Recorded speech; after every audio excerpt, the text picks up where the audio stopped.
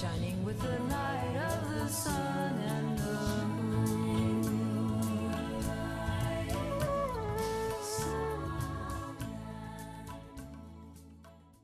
Okay folks, let's have a short talk about Lost Lake. I've never claimed to have good taste in movies, but let me remove myself from this turd of a film by saying that I bought this for one reason and one reason only.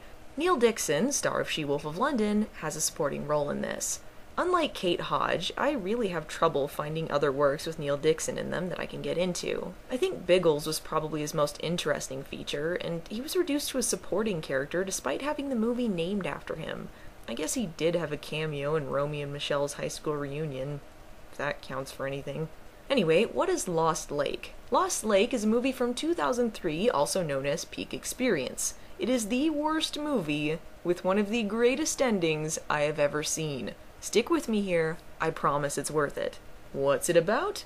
According to the description on the back, it follows our lead, Kat Walker, as she takes a job at a ski lodge and appears to have little in common with her strange new companions. Soon, amazing interconnections between them are revealed, and their lives intertwine with passion and humor as they challenge one another on the steepest slopes of the body, mind, and soul. There's no commas there, so I'm not sure what a body mind is. After an avalanche traps Kat and her friends, she becomes increasingly haunted by seductive and terrifying visions. A secret world unfolds, her mysterious past emerges, and her new life awakens. Okay, sounds kinda interesting, right? Well, here's the deal. There's no secret world here, let's just get that out of the way. And there is no point in this movie where Kat feels ostracized from anyone. In fact, she gets along just fine. So she doesn't really spend any time learning anything about her strange new companions, who are not really that strange or interesting. There is no real intertwining or learning here, and in fact, there is no real plot, or so it seems. The big avalanche? That doesn't happen until 9 minutes to the end. Not that it should be surprising to anyone when it happens, because they show the avalanche at the beginning before flashing back to a week earlier for almost the entirety of the movie. So there is no suspense or build-up because we already know what happens. That means the rest of the movie is wasting time, basically. Essentially, it's a character piece, but it spends remarkably little time focusing on the character part of this.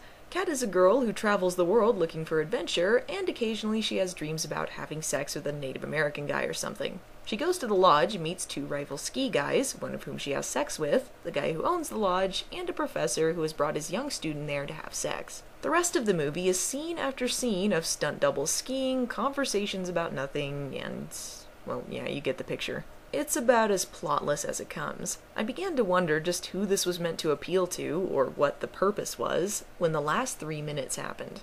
Kat finds out she is the reincarnation, I think, of one of the owner guy's old friends who died in a fire. The other girl at the lodge is the reincarnation of her daughter, or whatever. All that happens after this is Kat says they were all there before, doesn't elaborate, and they find a way out of the snow, abruptly cutting to the credits. I was pissed, guys. They spent an hour and a half dicking us around and might as well have said leprechauns existed at the very end for all the time they spent exploring it. It was like teasing us with a plot and then yanking it away at the last minute. Oh, I'm sorry, you wanted a story? Too bad, asshole! I should take the time to mention this movie featured such riveting scenes as Neil Dixon in Speedo underwear and a woman getting her ass stuck to a frozen rock and getting peed on to get free. Alongside that, I still can't tell you what the Lost Lake is supposed to be. They sit in a hot spring for one scene, but other than that, there is no lake to be found, nor are they looking for one. But really, the worst thing about this is that it just seemed unfinished. The ending was so abrupt that I felt like I was missing something. Well, as it turns out, it seems unfinished because that's exactly what it was. On the special features of the disc, there's a listing for an alternate ending. It isn't so much an alternate ending as the actual ending. And folks, it is dumb as fuck, but it is the most glorious thing I have ever seen. And I get why they cut it, but the story makes absolutely no sense without it. In the ending presented in the movie, they hear people outside and make it out of the snow to rescue. In the alternate ending, it continues from there and... just look at this. Can you hear me? Easy, where are you? Hold on tight. Nazi! I don't think so. The rescue squad must be pulling his freight. Guys, look.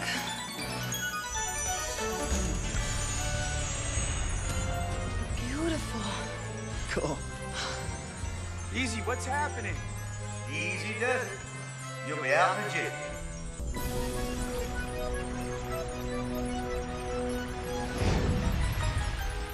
Is it not glorious? Look at this screening. They're in a freaking magical fairyland. It's like we've just stepped into another movie.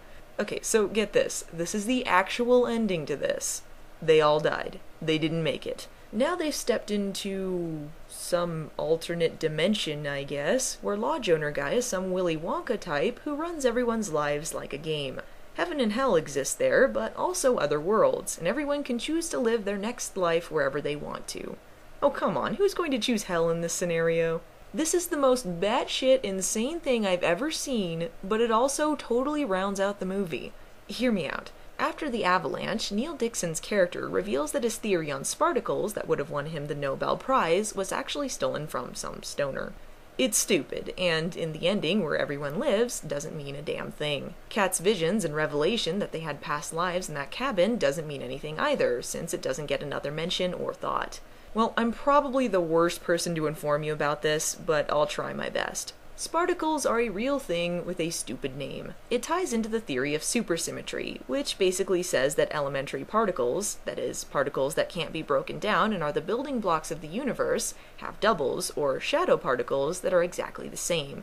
These shadow particles would be sparticles. Supersymmetry has yet to be proven, but what it boils down to is there could be other worlds or dimensions, I think. But basically, the reason Dixon's character brings this up is because of the payoff at the end. Otherwise, his whole role is pointless. The Sparticle theory also ties into Kat's visions of her past life, which I guess ties into the world where they can choose where they want to live next. I'm not saying this makes the movie worth it at all, but look at this. This is the dumbest shit I've ever seen. It's hilarious. Listening to it with the commentary on is great too. I recommend it if you ever get the chance to see this, to hear them explain how they came up with the idea.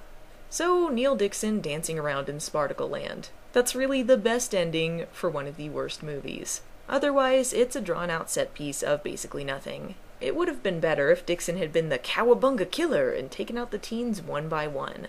But as it stands, it's probably not worth a watch as a whole, but the alternate ending must be seen to be believed. Thanks, Sparticle Land. Thanks a bunch. Shining with a